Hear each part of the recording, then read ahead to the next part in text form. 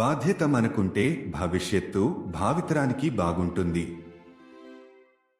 ఈ చొరవ మరింత చట్టపరమైన అవగాహన కలిగిన సమాజం వైపు ఒక అడుగును సూచిస్తుంది. ఇక్కడ చట్టాన్ని అర్థం చేసుకోవడం ఒక ప్రత్యేక హక్కు కాదు, కానీ ప్రతి ఒక్కరికీ భాగస్వామ్య అవసరం. ఐపీసీ 1860 చట్టపరమైన ఫ్రేమ్వర్క్లోని మరొక క్లిష్టమైన అంశాన్ని పరిశోధిద్దాం. భారతీయ శిక్షాస్మృతిలోని సెక్షన్ 70 1860 ఐపీసీ 1860 జరిమానా పరిహారంగా చెల్లించాలని కోర్టు ఆదేశించిన సందర్భాల్లో ఫిర్యాదుదారుడికి జరిమానా చెల్లించడంపై కేంద్రీకృతమై ఉంది. ఈ విభాగం బాధితులు లేదా ఫిర్యాదుదారులకు నేరుగా నేరస్థుడి నుండి వసూలు చేసిన జరిమానాల ద్వారా పరిహారం చెల్లించే యంత్రాంగాన్ని అందిస్తుంది. ఐపీసీ సెక్షన్ 70 ఇలా పేర్కొంది: 6 సంవత్సరాలలోపు విధించదగిన జరిమానా లేదా జైలు శిక్ష సమయంలో బాధ్యత నుండి ఆస్తిని విడుదల చేయకూడదని, మరణం జరిమానా లేదా దానిలో ఏదైనా భాగం చెల్లించకుండా మిగిలిపోయింది. శిక్ష ముగిసిన 6 సంవత్సరాలలోపు ఏ సమయంలోనైనా విధించవచ్చు, మరియు ఒకవేళ శిక్ష నేరస్థుడు 6 సంవత్సరాల కంటే ఎక్కువ కాలం జైలు శిక్షకు గురవుతాడు, ఆపై ఆ వ్యవధి ముగియడానికి ముందు ఏ సమయంలోనైనా, మరియు నేరస్థుడి మరణం బాధ్యత నుండి అతని మరణం తర్వాత ఎటువంటి ఆస్తిని విడుదల చేయదు, అతని అప్పులకు చట్టబద్ధంగా బాధ్యత వహించాలి. వివరణాత్మక వివరణ 1. ఫైన్ కలెక్షన్ యొక్క పరిధి మరియు వ్యవధి. సెక్షన్ 70 జరిమానాను వసూలు చేయగల కాలక్రమాన్ని ఏర్పాటు చేయడం ద్వారా ప్రారంభమవుతుంది. చాలా వాక్యాలకు ఈ వ్యవధి శిక్షను ఆమోదించిన 6 సంవత్సరాలకు సెట్ చేయబడింది. అయితే జైలు శిక్ష 6 సంవత్సరాలు దాటిన సందర్భాల్లో ఈ జైలు శిక్ష గడువు ముగిసేలోపు ఎప్పుడైనా జరిమానా విధించవచ్చు. 2. నేరస్థుడు మరణించినప్పటికీ కొనసాగింపు. ఈ నిబంధన యొక్క ముఖ్యమైన అంశం నేరస్థుడి మరణంపై దాని వైఖరి. సెక్షన్ 70 నేరస్థుడి మరణం జరిమానాను సెటిల్ చేయడానికి ఉపయోగించకుండా అతని ఆస్తిని మినహాయించదని స్పష్టం చేస్తుంది. చట్టం జరిమానాను అప్పుల మాదిరిగానే ఒక బాధ్యతగా పరిగణిస్తుంది. అవసరమైతే అది అపరాధి యొక్క ఎస్టేట్ నుండి చెల్లించబడుతుందని నిర్ధారిస్తుంది. 3. బాధితుల పరిహారం మరియు పునరుద్ధరణ న్యాయం. ఈ విభాగం యొక్క నేపథ్యం పునరుద్ధరణ న్యాయం యొక్క సూత్రానికి అనుగుణంగా ఉంటుంది. జరిమానాను పరిహారంగా ఫిర్యాదుదారుకు అందించవచ్చని నిర్ధారించడం ద్వారా చట్టం బాధితుడి హక్కులను మరియు వారికి కొంత పరిహారం అందించడం యొక్క ప్రాముఖ్యతను గుర్తిస్తుంది. 4. న్యాయాన్ని సమర్థించడంలో పట్టుదల. అపరాధి మరణించిన తర్వాత కూడా జరిమానా వసూలు చేయాలనే నిబంధన యొక్క పట్టుదల న్యాయాన్ని సమర్థించడంలో రాష్ట్రం యొక్క నిబద్ధతను నొక్కి చెబుతుంది. న్యాయస్థానం విధించిన జరిమానాలు మరియు ఆర్థిక బాధ్యతలను సులభంగా తప్పించుకోలేమని ఇది నిర్ధారిస్తుంది. దీర్ఘాయువు మరియు న్యాయం యొక్క కొనసాగింపును నొక్కి చెబుతుంది. 5.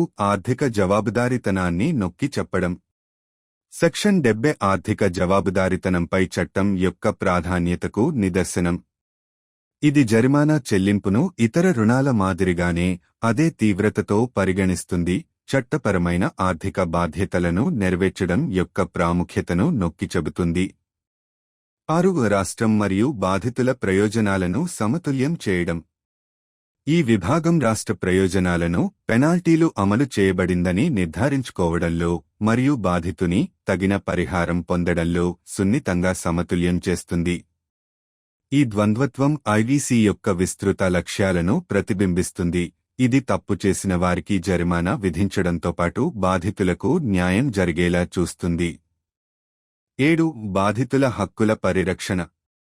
ఫిర్యాదుదారుకు జరిమానాను పరిహారంగా మార్చగల నిబంధన యంత్రాంగం నేర న్యాయ ప్రక్రియలో బాధితుల హక్కుల ప్రాముఖ్యతను నొక్కి చెబుతుంది. బాధితులు తాము భరించిన హానికి పరిహారం పొందేందుకు ఇది ప్రత్యక్ష మార్గాన్ని అందిస్తుంది. 8. చట్టపరమైన బాధ్యతల కొనసాగింపును నొక్కి చెప్పడం.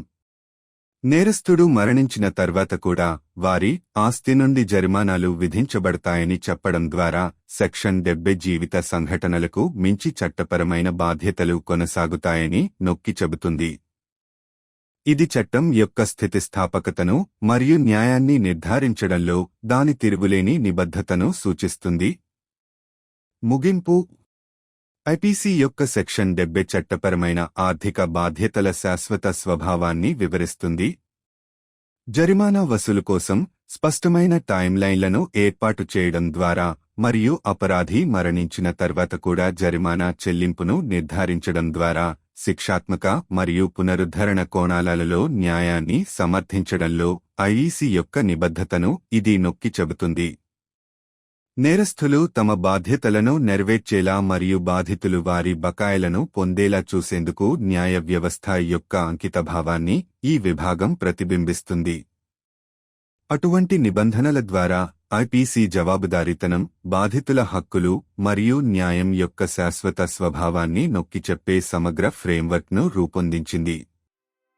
బాధ్యత మనకుంటే భవిష్యత్తు భావితరానికి బాగుంటుంది.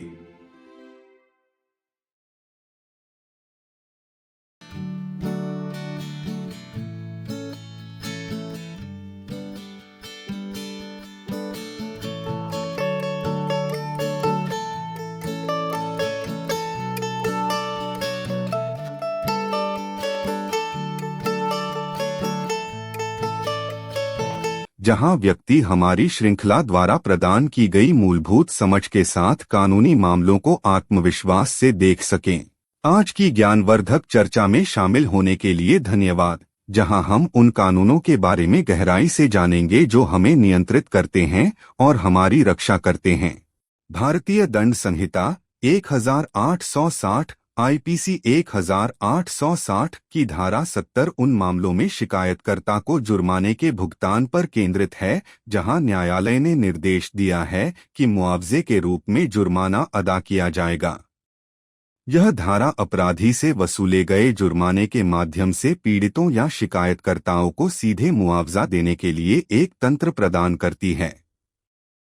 आईपीसी की धारा 70 में कहा गया है, 6 साल के भीतर या कारावास के दौरान लगाया जाने वाला जुर्माना संपत्ति को दायित्व से मुक्त नहीं करने के लिए मृत्यु जुर्माना या उसका कोई भी हिस्सा जो अवैतनिक रहता है, सजा के पारित होने के बाद 6 साल के भीतर किसी भी समय लगाया जा सकता है, और यदि सजा के तहत अपराधी 6 साल से अधिक की अवधि के लिए कारावास के लिए उत्तरदायी होगा तो उस अवधि की समाप्ति से पहले किसी भी समय और अपराधी की मृत्यु किसी भी संपत्ति को दायित्व से मुक्त नहीं करती है, उनकी मृत्यु के बाद उनके ऋणों के लिए कानूनी रूप से उत्तरदायी होंगे। विस्तृत विवरण। 1. जुर्माना वसूली का दायरा और अवधि। धारा 70 उस समय सीमा को स्थापित करने से शुरू होती है जिसके भीतर जुर्माना वसूल किया जा सकता है। अधिकांश वाक्यों के लिए यह अवधि सजा सुनाए जाने के बाद 6 वर्ष निर्धारित की जाती है।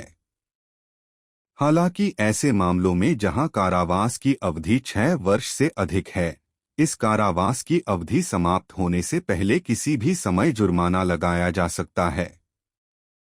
2. अपराधी की मृत्यु के बावजूद निरंतरता।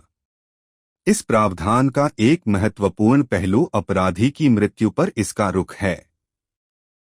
धारा 70 स्पष्ट करती है कि किसी अपराधी की मृत्यु उसकी संपत्ति को जुर्माने का निपटान करने के लिए उपयोग करने से छूट नहीं देती है। कानून जुर्माने को ऋण के समान एक दायित्व के रूप में मानता है।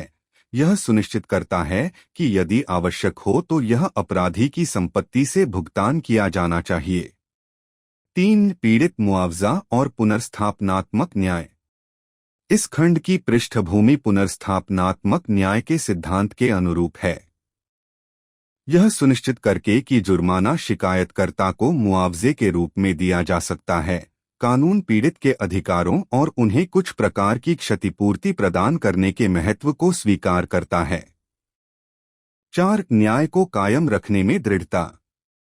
अपराधी की मृत्यु के बाद भी जुर्माना वसूलने पर प्रावधान का जोर न्याय को कायम रखने के लिए राज्य की प्रतिबद्धता को रेखांकित करता है। यह सुनिश्चित करता है कि न्यायालय द्वारा लगाए गए दंड और वित्तीय दायित्वों से आसानी से बचा नहीं जा सकता है, जो न्याय की दीर्घायु और निरंतरता पर जोर देता है। 5. वित्तीय जवाबदेही पर जोर। धारा 70 वित्तीय जवाबदेही पर कानून के जोर का एक प्रमाण है। यह जुर्माने के भुगतान को अन्य ऋणों की तरह ही गंभीरता से लेता है। कानूनी वित्तीय दायित्वों को पूरा करने के महत्व पर जोर देता है। 6. राज्य और पीड़ित के हितों को संतुलित करना।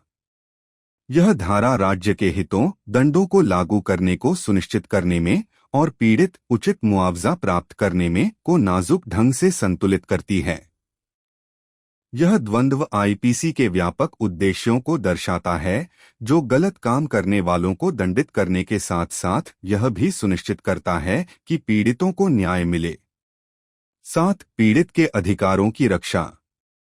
प्रावधान का तंत्र, जो शिकायतकर्ता को मुआवजे के रूप में जुर्माना दे सकता है, आपराधिक न्याय प्रक्रिया में पीड़ितों के अधिकारों के महत्व को रेखांकित करता है। यह पीड़ितों को उनके द्वारा सहे गए नुकसान के लिए मुआवजा प्राप्त करने का एक सीधा रास्ता प्रदान करता है। 8. कानूनी दायित्वों की निरंतरता पर जोर देना। यह कहते हुए कि अपराधी की मृत्यु के बाद भी उसकी संपत्ति से जुर्माना लगाया जा सकता है, धारा 70 इस बात पर जोर देती है कि कानूनी दायित्व जीवन की घटनाओं से परे भी बने रहते हैं। यह कानून के लचीलेपन और न्याय सुनिश्चित करने के प्रति उसकी अटूट प्रतिबद्धता का प्रतीक है। निष्कर्ष। आईपीसी की धारा 70 कानूनी वित्तीय दायित्वों की स्थायी प्रकृति को स्पष्ट करती है।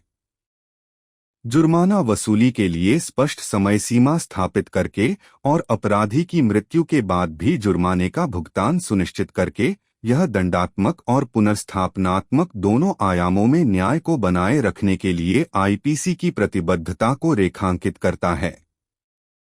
यह अनुभाग यह सुनिश्चित करने के लिए कानूनी प्रणाली के समर्पण का प्रतीक है कि अपराधी अपने दायित्वों को पूरा करें और पीड़ितों को उनका हक मिले। ऐसे प्रावधानों के माध्यम से आईपीसी एक समग्र ढांचा तैयार करता है, जो जवाबदेही, पीड़ित अधिकारों और न्याय की स्थायी प्रकृति पर जोर देता है। यदि हम जिम्मेदार हैं, तो भविष्य आने वाली पीढ़ियों के लिए अच्छा होगा।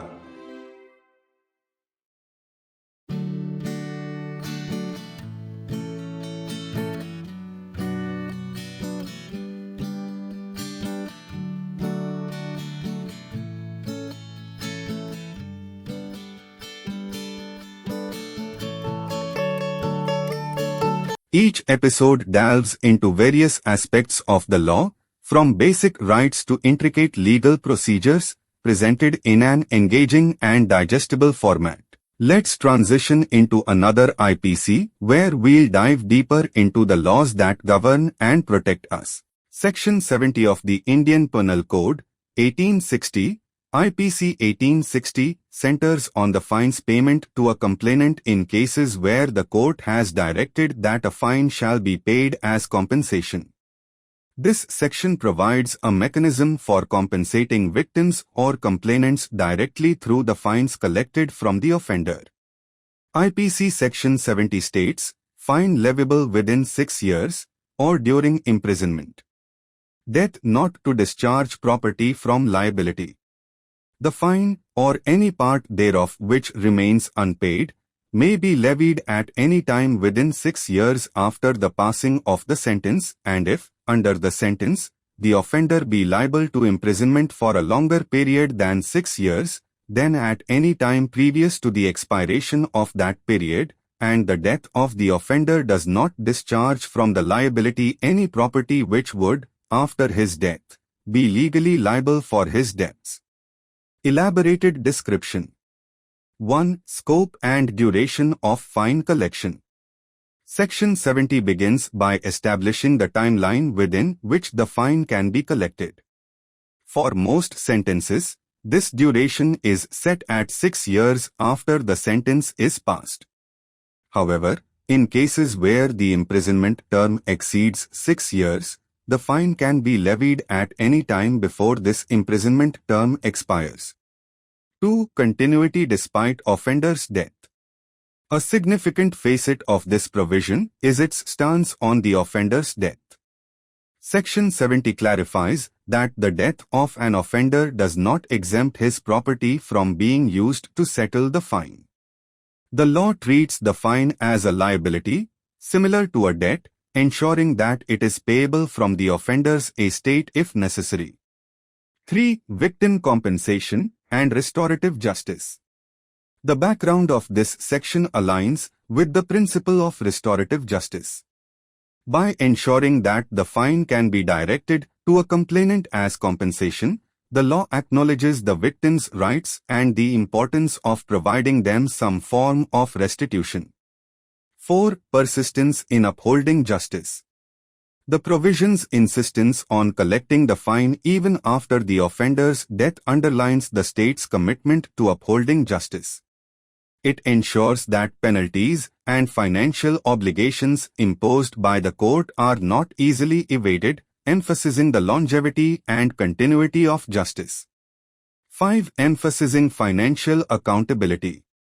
Section 70 is a testament to the law's emphasis on financial accountability. It treats the fine's payment with the same seriousness as other debts, emphasizing the importance of fulfilling legal financial obligations. 6. Balancing interests of the state and the victim. The section delicately balances the interests of the state in ensuring that penalties are enforced and the victim in receiving due compensation. This duality reflects the broader objectives of the IPC, which seeks to penalize wrongdoers while also ensuring that victims receive justice. 7. Protecting victims' rights. The provision's mechanism, which can channel the fine as compensation to the complainant, underscores the importance of victims' rights in the criminal justice process. It offers a direct way for victims to receive reparation for the harm they've endured. 8. Emphasizing the continuity of legal obligations. By stating that fines can be levied from the offender's property even after their death, Section 70 emphasizes that legal obligations persist beyond life events. It signifies the law's resilience and its unwavering commitment to ensuring justice. Conclusion.